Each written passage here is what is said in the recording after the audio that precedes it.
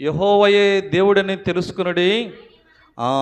ఆయనే మనలను పుట్టించెను. మనము ఆయన వారము, మనము ఆయన ప్రజలము.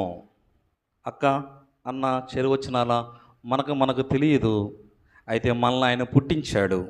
మనము ఆయన వారము, మనము ఆయన ప్రజలము. ఆయన ప్రజలమైన మనము, ఆయన వారమైన మనము, ఆయన పుట్టించిన మనము దేవునికి ఏం చేయాలంట? కృతజ్ఞతాస్తులు చెల్లించాలి. అయ్యా, నా పుట్టుక నాకు తెలియదు, ఈ పుట్టుకను నువ్వు నాకు ఇచ్చావు, నాకు ఊపినిచ్చావు, నాకు జీవనిచ్చావు, నాలో ఉన్న ప్రతి అవయవము అన్నీ నీవు నాకు అనుగ్రహించావు. ఈ అవయవాలన్నిటి చేత నేను సజీవుడిగా ఉండి, నా అవయవుల చేత నేను కూడా నా శరీరం పోషించుకునే ధన్యత నాకు ఇస్తొచ్చావు.